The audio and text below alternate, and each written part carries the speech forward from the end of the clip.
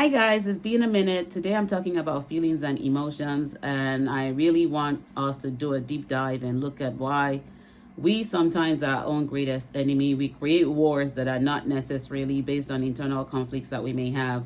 We fight other people that bring us the conscious awakening moments that we're supposed to connect to because we don't know ourselves. People would always bring us awareness about ourselves. And we may even project the pain and hurt that we carry internally due to lack of understanding of our emotions and feelings, and create more problems for other people while creating more problems for ourselves. Reality is that emotions and feelings are teachers. They bring us conscious awakening moments about the areas of our lives that we need to heal from, things that we need to address that we may have buried, experiences that we are supposed to learn from.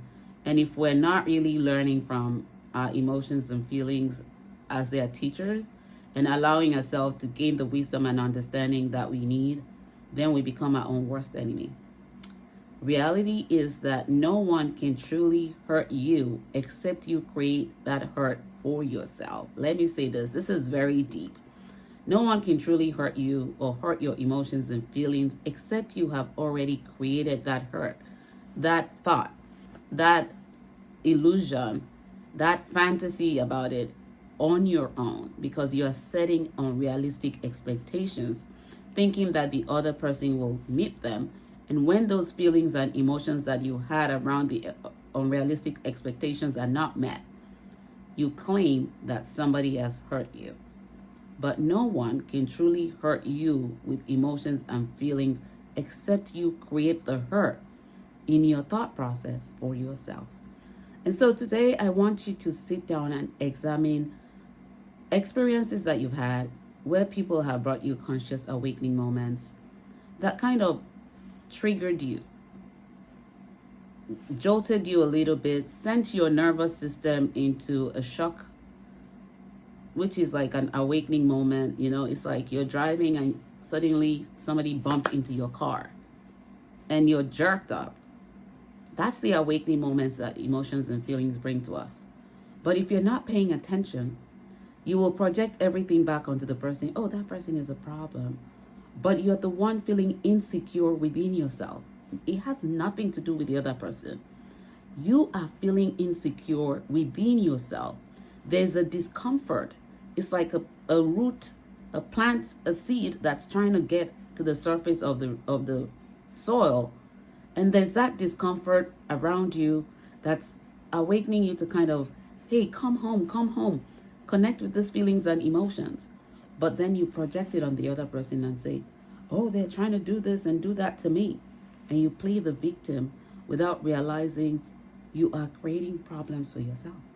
No one can truly create a problem for you except you create it in your thought process with your emotions and feelings because you don't understand them. So today I want you to take a look at the experiences that you've had. Begin to journal down, because no one can do the work for you. You have to do the work for yourself. You have to uncover these things for yourself. That's why as a coach, I always just tell clients, if you're not ready to do the work, nothing's going to work.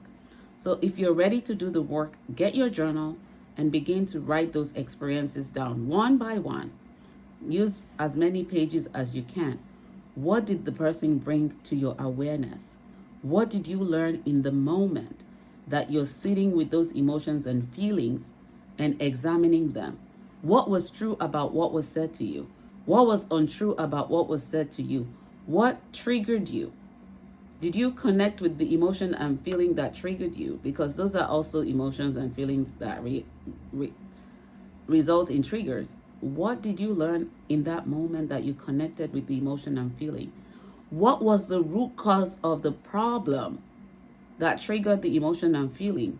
Because it's not the main problem that just occurred in recent years that triggers us. It's the buried ones that we're not addressing that result in the trigger, because it's an awakening moment. And as you ask yourself the question, journal down your answers, because you alone have the answers to the problems that you're dealing with. And these are opportunities for you to discover yourself, to learn about yourself, to gain a moment of awakening about yourself so that you can become better rather than remain bitter. So as you journal down, do the work, own the truth, and allow yourself to break free from what's breaking you down. Don't let the ego take control, because the ego is not you. Your true self is trying to discover yourself, but your ego is always showing up to stop you. And the ego is your worst enemy, which is why I wrote the quote, the level of your ignorance is based on your ego and what you know. What you know is what is confining you. What you don't know is what liberates you. When you connect with it, what you don't know about yourself, the feelings and emotions that you're not understanding yet, and you're willing to gain an awareness about, those are the things that will liberate you, not confine you. But if you allow your ego to lead, then you will remain ignorant in your own world and never get better.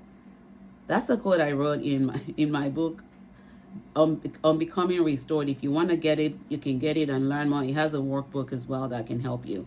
But reality of today's little pep talk is that you need to connect with your emotions and feelings and learn from them, and understand that no one can hurt your emotions and feelings except you are creating the hurt and pain and trauma around it for yourself. Remember, people would always come into our lives to bring us an awakening, but it is our responsibility to connect to the awakening moments and gain wisdom and understanding that helps us forge ahead and gives us a boost to realize that there are areas of our lives that we need to improve. And remember, as you go on this journey, to never stop loving while living. When you stop loving, you stop living. When you stop living, it means it's time to go back to the maker. But while you're still here, take care of your emotions and feelings. Tame your emotions and feelings. Tame your thoughts, and don't let them tame you. Take good care. God bless. Bye-bye.